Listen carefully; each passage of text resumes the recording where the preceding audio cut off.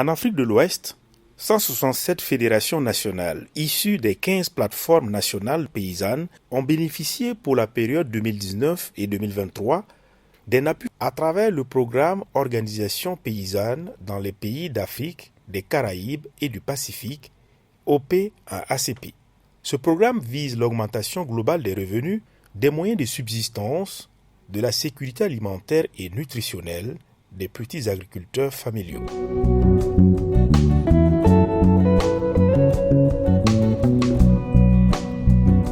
La mise en œuvre du OP en ACP concorde parfaitement avec le plan quinquennal 2019-2023 du réseau des organisations paysannes et de producteurs de l'Afrique de l'Ouest, ROPA, structuré autour de 5 axes prioritaires que sont l'appui-accompagnement de proximité des exploitations familiales, le développement de l'agroécologie, le développement des activités économiques des femmes et des jeunes, la structuration des filières agricoles et le consommé local. Le projet OP en ACP fait suite à un programme que nous avons eu avant avec l'Union européenne, le FIDA, qui s'est terminé. Et à la suite de ce projet, on a pu négocier ce nouveau programme-là, OP en ACP. C'était une négociation portée par la PAFO, plateforme continentale des organisations paysannes, avec Agricord. C'est un réseau d'agri-agences d'Afrique, d'Europe. Nous avons négocié ce projet-là auprès de l'Union européenne qui a bien voulu financer encore pour 5 ans, avec le FIDA qui assure la coordination technique, mais là aussi qui apporte sa contribution financière pour la mise en œuvre du programme. C'est un programme qui a pour objectif de créer les conditions pour la sécurité alimentaire et l'amélioration de la nutrition dans les communautés au niveau de l'Afrique et dans le Caraïbes et Pacifique.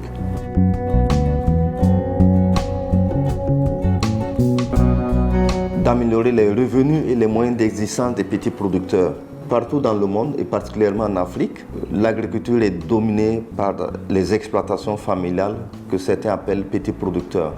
Voilà. Donc ce programme-là vise à soutenir le renforcement de la résilience des exploitations familiales. C'est un programme qui est structuré autour de 3 contenus essentiels. Le premier contenu, c'est le développement de services économiques. Faciliter l'accès des exploitations familiales à des services économiques de base pour améliorer leur production, la valorisation de leur production. Cette composante qui concerne les services économiques, c'est pratiquement 60% des ressources du programme.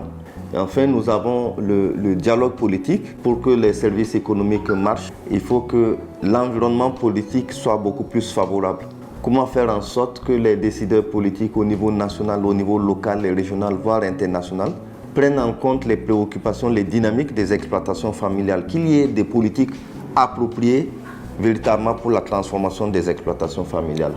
Et enfin, une troisième composante qui concerne le renforcement des capacités institutionnelles et organisationnelles des structures paysannes, aussi bien au niveau national que régional. Donc, toutes les parties engagées dans ce programme-là travaillent dans le cadre de ces 3 composantes et l'Europa bénéficie de ressources pour travailler avec ces plateformes nationales autour de ces 3 composantes. Pour structurer le contenu de ces 3 composantes, nous avons procédé à une capitalisation des expériences qui existent déjà au niveau des plateformes nationales et de leurs fédérations. Donc des dynamiques que nous devons accompagner. C'est sur cette base-là que nous avons sorti le contenu opérationnel de OP en ACP en Afrique de l'Ouest. Qu'est-ce que nous allons accompagner en matière de services économiques? Qu'est-ce que nous allons faire en matière de services économiques? Nous avons identifié ces éléments-là sur la base d'une capitalisation.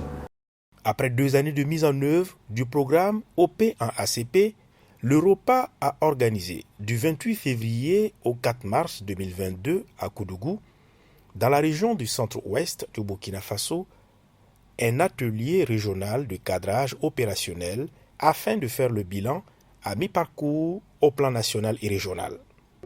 Cet atelier permet aux plateformes de s'approprier et de consolider leur connaissance des outils de suivi, évaluation, de planification, les outils de rapportage, les outils qui leur permettent de suivre la dynamique des changements qu'ils induisent au niveau de leur plateforme. Cet espace-là est un espace de partage et d'apprentissage de nos plateformes.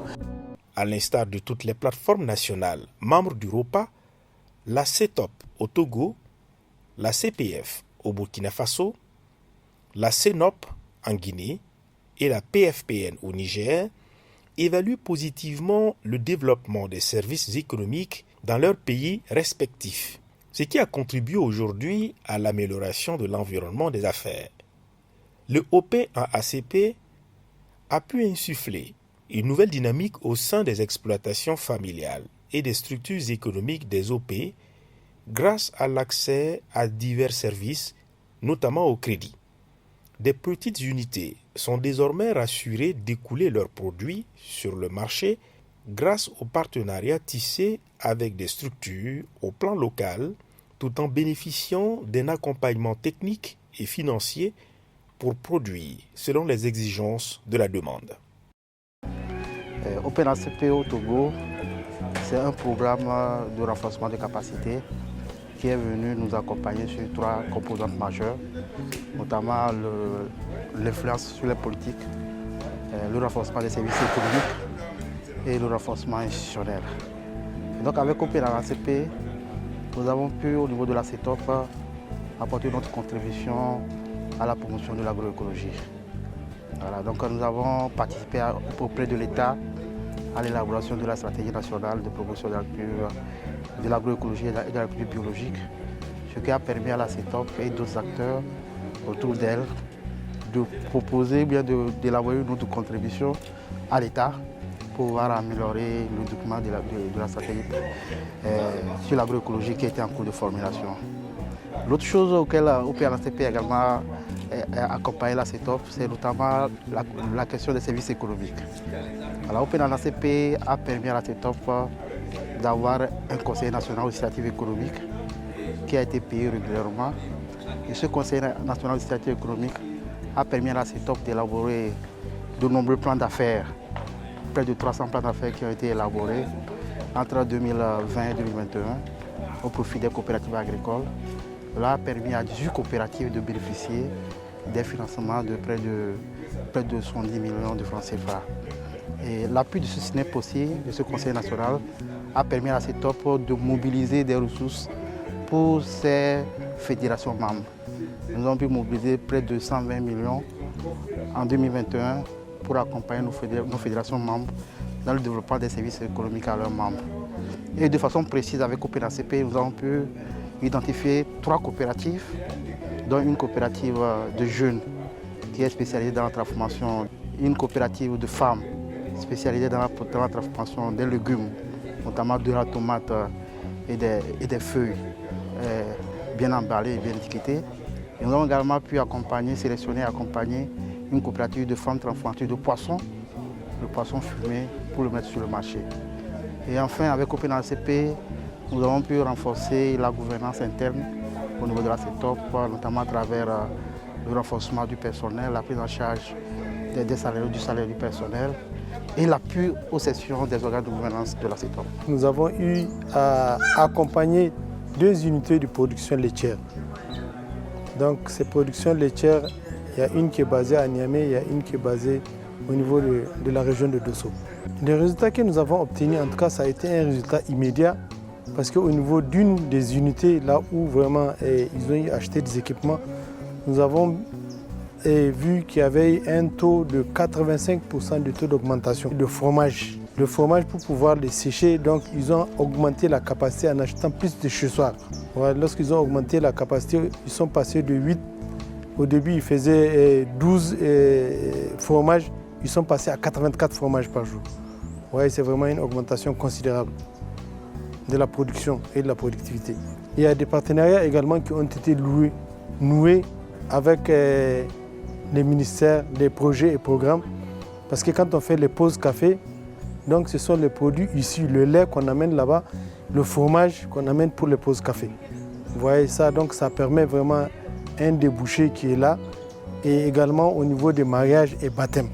Nous avons aussi réussi à faire la structuration de 50 coopératives sémencières et du riz dans nos différentes zones d'intervention.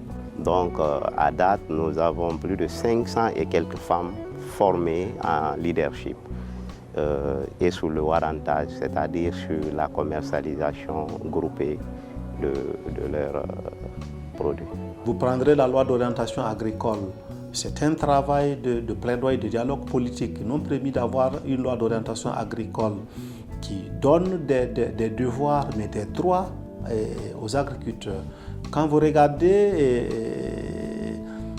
le foncier agricole, on a une politique, on a une loi. Ce sont les plaidoyers et les dialogues qui ont permis de faire avancer cela. L'un des aspects aussi importants, c'est que désormais, on arrive aujourd'hui à accompagner, à rendre des services d'intermédiation financière à nos membres. Ce qui n'était pas le cas par le passé. En 2021, nous avons pu mobiliser des ressources à nos fédérations, ce qui a renforcé le sentiment d'appartenance. Aujourd'hui, le membership s'est accru et nous voyons déjà que pour la première fois, près de 80% des membres ont mobilisé, ont libéré leurs cotisations annuelles vis-à-vis de la CETOP parce que les services économiques ont été beaucoup plus renforcés au niveau de la CETOP. À mi-parcours, OP en ACP a également permis de renforcer sa deuxième composante, qui concerne le dialogue politique. Au Sénégal, par exemple, le budget alloué à la campagne agricole pour la subvention des achats liés aux matériels agricoles et aux intrants a connu une hausse considérable de 20 milliards suite à la pandémie de la Covid-19. Les grands résultats, c'est l'amélioration de capacités d'influence, parce que nos organisations ont souvent besoin de pouvoir participer au processus avec les gouvernements. Et le fait d'avoir des ressources humaines qui travaillent avec les organisations de producteurs pour développer des connaissances, pour en tout cas définir les positions du mouvement, mais également se mobiliser, cela permet de faire entendre la voix des paysans. Ça, c'est un résultat important vu qu'on était aussi dans le contexte de Covid. Dans tous les pays, les gouvernements étaient en train de revisiter leur programme. Donc notre présence nous a permis de faire entendre les voix des paysans et d'augmenter même l'investissement de l'État en direction des exploitations familiales. Dans les années précédentes, l'État du Sénégal mettait 40 milliards chaque année dans la campagne agricole. Avec la pandémie et le plaidoyer que nous avons porté, maintenant c'est 60 milliards qui sont mis en place dans le cadre de la subvention des intrants, mais également dans le cadre en tout cas, de l'accompagnement des exploitations familiales en matériel agricole. OP en ACP, en Afrique de l'Ouest, a également permis de renforcer les capacités institutionnelles et organisationnelles des différentes plateformes. En termes de visibilité, des efforts ont été faits au niveau local et régional. En termes de renforcement de capacité, nous avons les 12 conseillers agents techniques sur le terrain qui ont été formés en technique d'animation, mais aussi en animation de l'ingénierie sociale. Nous avons les gélies locaux qui sont partie prenante dans la mise en œuvre de nos actions sur le terrain des différentes communes du pays qui ont été formés aussi sur la compétence et la mission des communes, mais aussi sur l'animation rurale, comment collaborer de façon inclusive et participative avec l'ensemble des acteurs. The change that we can also mention is about the visibility. We have a functioning Facebook and everything is working very well. And so you can even check it out yourselves as I speak. À l'échelle régionale, le programme OP en ACP a engrangé des acquis considérables et il a su accorder une place particulière aux femmes et aux jeunes pour le développement et la consolidation de leurs exploitations. Certaines réussites ont pu être capitalisées et valorisées à travers des supports de communication. Le projet FO4ACP nous a permis en premier lieu, de mettre sur pied le collège régional des jeunes, qui au niveau institutionnel était un peu quand même un vide, parce qu'il y avait les collèges nationaux des jeunes qui opéraient au sein des plateformes, mais au niveau régional, le collège régional n'était pas encore en place. Le projet nous a également permis de soutenir une production de connaissances sur la jeunesse. Nous avons remarqué qu'il y a eu beaucoup d'éléments, d'études qui sont sorties sur les jeunes, mais la plupart de ces études partaient avec des a priori. L'idée de cette production de connaissances sur les jeunesses, c'était de sortir un peu des sentiers battus, de questionner les jeunes sur leur propre analyse de la situation, sur leur analyse de leur avenir, sur ce qu'ils veulent, sur comment ils perçoivent leur communauté, l'exploitation familiale, etc. Ceci nous a permis de sortir quand même 2 livrets sur le parcours, la trajectoire des jeunes et aussi sur leur perception de l'exploitation familiale.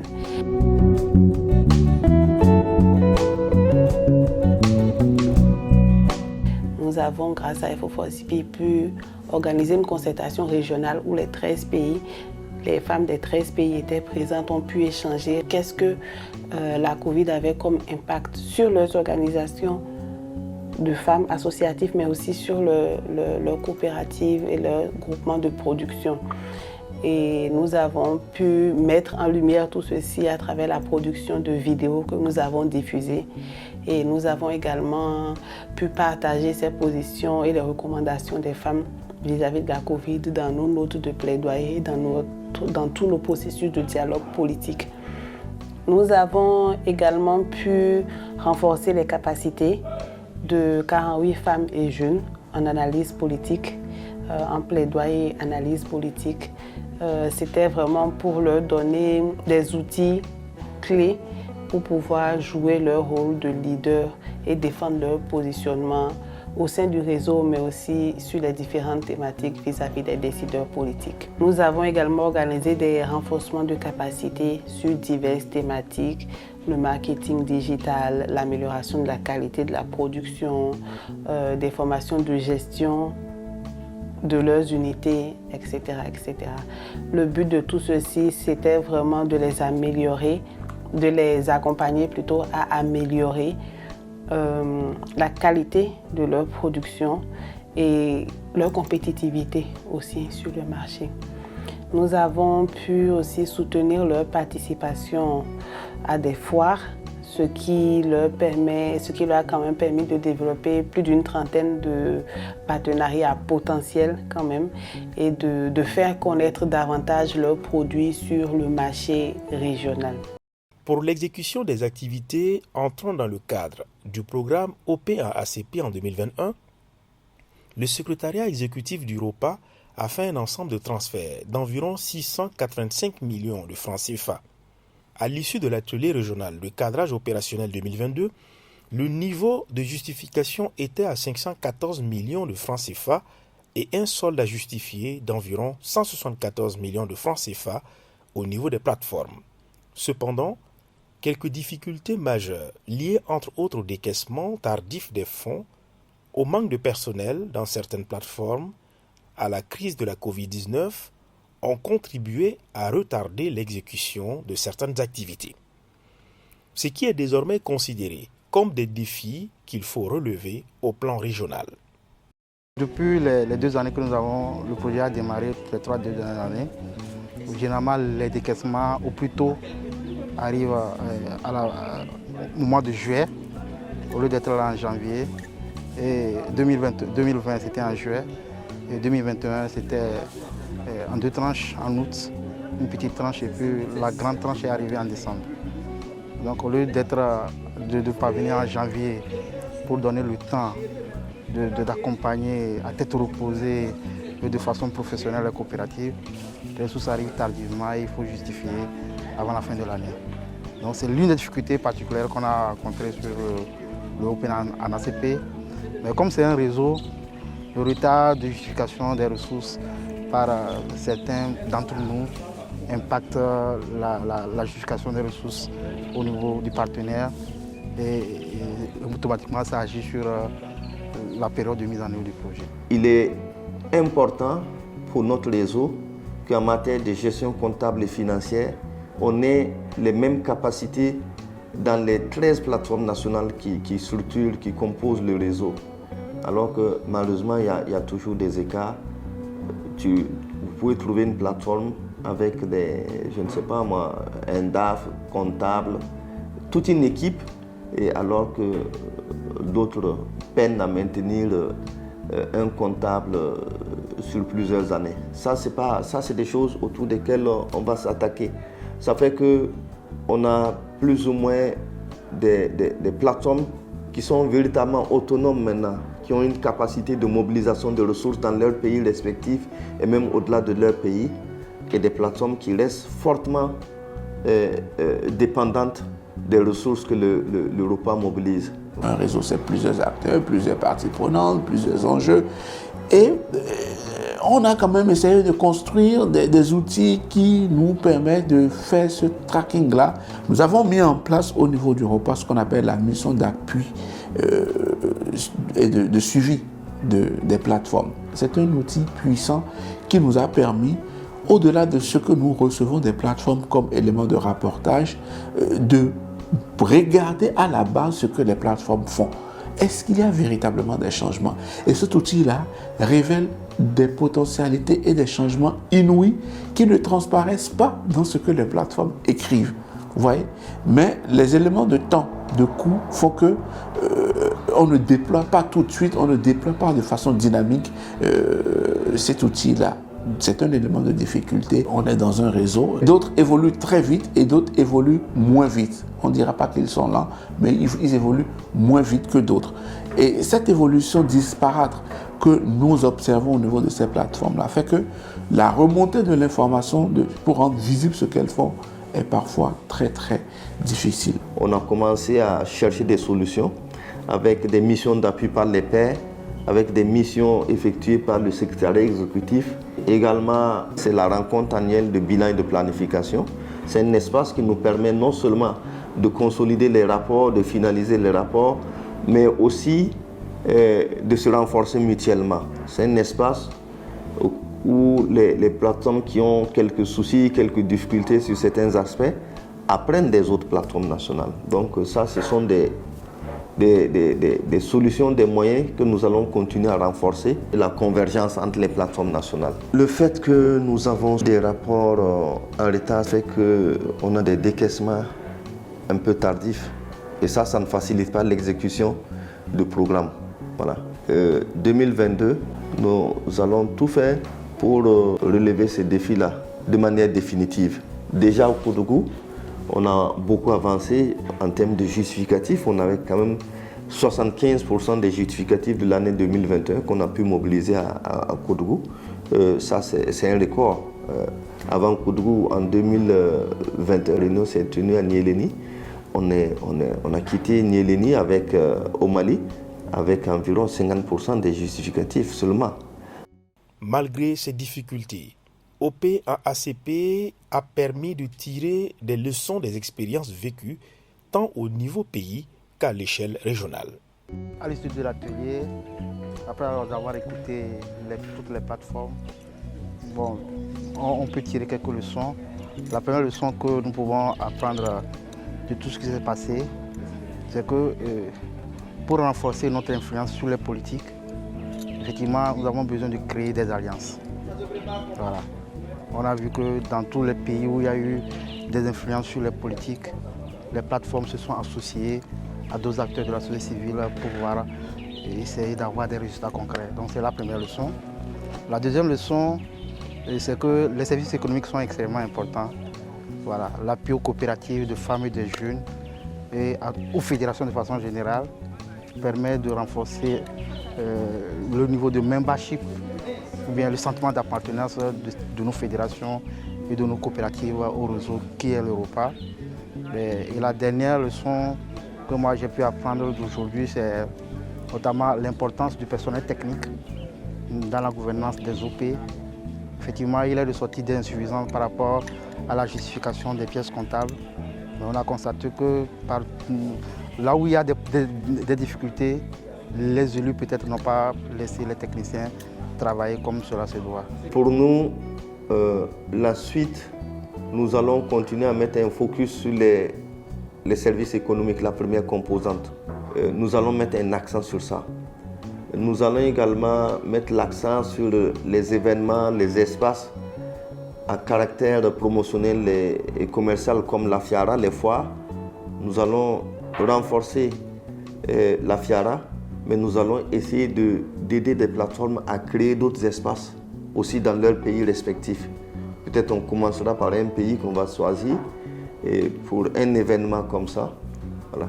Nous allons continuer à travailler sur les coalitions régionales et nationales autour de certaines filières stratégiques. Au plan organisationnel et institutionnel, le focus va porter sur l'accompagnement de certaines plateformes qui ont des soucis, notamment le renforcement de la capacité à gérer au quotidien un programme d'activité, la capacité à mobiliser des ressources dans leur pays, la capacité de reddition des comptes. Voilà. Donc il y a un focus autour d'un certain nombre de plateformes telles que la FAN au Libéria, la plateforme de la Guinée-Bissau, la plateforme de la Sierra Leone, la plateforme de la Côte d'Ivoire et la plateforme du Ghana. Voilà, ça c'est une décision du conseil d'administration. Nous, au niveau du secrétariat exécutif, nous allons accompagner, mais nous allons mobiliser aussi des personnes ressources qui vont apporter un soutien de proximité, tout un processus d'accompagnement pour permettre à ces plateformes-là aussi, au plan de la gestion opérationnelle, des plans d'action, au plan de la reddition des comptes, d'améliorer leur niveau et de rattraper les autres. Ce sont des perspectives, bien sûr un focus sur la question des jeunes et des femmes, et puis sur la transition agroécologique. Enfin, l'Europa, c'est une structure qui représente les OP aux côtés des décideurs politiques dans la formulation et la mise en œuvre des politiques de développement du secteur agro-silvopastoral et halieutique. Dans la mise en œuvre de ces politiques, il y a souvent des biais, ça demande un suivi, une implication. Et nous allons travailler dans le suivi de ces politiques-là en Afrique de l'Ouest. OP en ACP est mis en œuvre par 5 organisations paysannes régionales d'Afrique, l'organisation paysanne panafricaine PAFO, Agricor et le bureau régional de l'Organisation des Nations Unies pour l'alimentation et l'agriculture FAO pour l'Amérique latine et les Caraïbes, qui travaillent en étroite collaboration avec des organisations paysannes nationales, des agri-agences et des partenaires d'exécution dans 70 pays, dans l'intérêt de plus de 52 millions de petits exploitants.